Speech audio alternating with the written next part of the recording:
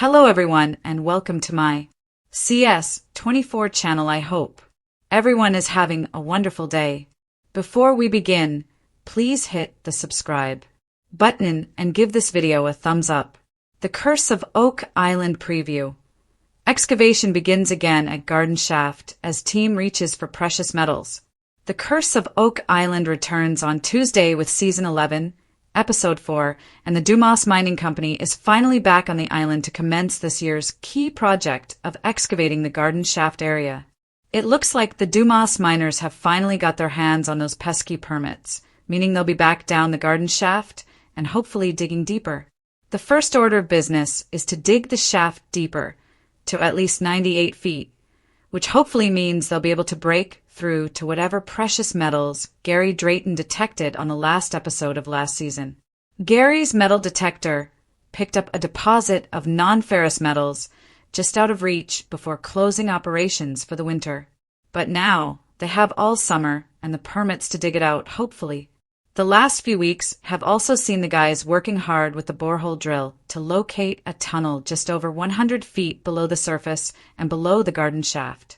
The team had hoped to give the Dumas guys something to aim for when they begin lateral tunneling out from the bottom of the shaft, and this might be it. Oak Island team hopes to uncover secret chamber full of treasure in the Baby Blob area. The team hopes this tunnel, which appears to head toward the Baby Blob, may lead them into a secret chamber containing treasure. However, we'll probably have to wait at least a few weeks before lateral tunneling begins. But the Fellowship is now truly making progress. Oak Island team finds evidence of hidden feature on Lot 5. In the meantime, the archaeologists will continue digging through the multiple ancient features that keep being uncovered on Lot 5. A preview for tonight's episode showed archaeologist Helen Sheldon explaining to Jack Begley that she's found a mysterious feature that appears to have been deliberately hidden. This episode is called Sheer Mystery, and the History Channel episode synopsis reads, also, on tonight's episode, Gary will be teaming up with Peter Fornetti to do some treasure/artifact hunting. And as is becoming the norm, they found something really old. Blacksmith expert Carmen Legg is returning tonight to give his opinion on Gary's latest finds. And we can always expect his analysis to be intelligent and fascinating. With another season on the horizon, the winds over Nova Scotia whisper tales of mystery, obsession, and long-buried treasure. The Lagina brothers and their ever-determined team are back, and all eyes are once again on the notorious Garden Shaft, a vertical labyrinth that may finally unlock the centuries-old secrets buried beneath Oak Island.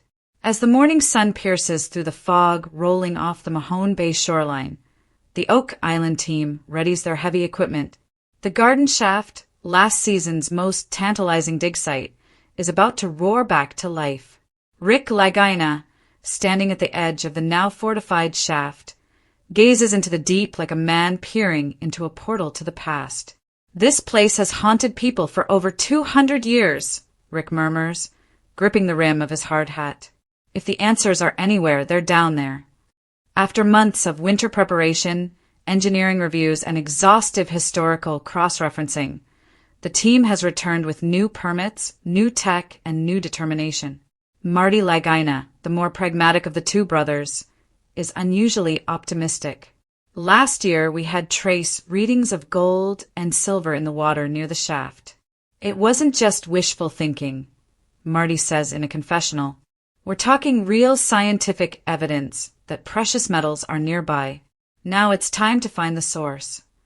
The Garden Shaft, originally believed to be a 19th century searcher tunnel, has stubbornly refused to give up its full story. What began as a structural mystery is now at the heart of a full-scale excavation effort. A reinforced frame now surrounds the shaft's mouth, and new seismic readings have revealed a massive anomaly at 80 feet, one that appears man-made. Enter Craig Tester, the team's stoic engineer and dataman, who's overseeing the advanced muon tomography scans aimed at mapping voids deep beneath the surface. These scans have only increased the anticipation. We've got a clear density break right beneath the shaft, he explains. It could be a chamber. It could be a tunnel. But either way, it's not natural.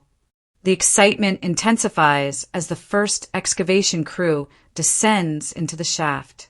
This season, they're not just probing with cameras and sonar, they're going in. Actual boots on the ground. After years of cautious digging, safety upgrades, and setbacks, this moment feels like the culmination of decades of work. Meanwhile, metal detection expert Gary Drayton prowls the surrounding area, his eyes gleaming with anticipation. If there's treasure down there, there's gotta be spill, mate, he grins.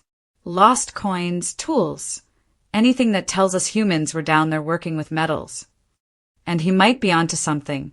On the second day of resumed operations, Gary unearths what appears to be a piece of oxidized gold trim, perhaps once part of a chest or artifact casing.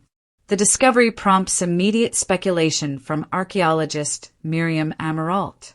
This could be 17th or 18th century, Miriam says, carefully brushing away the dirt.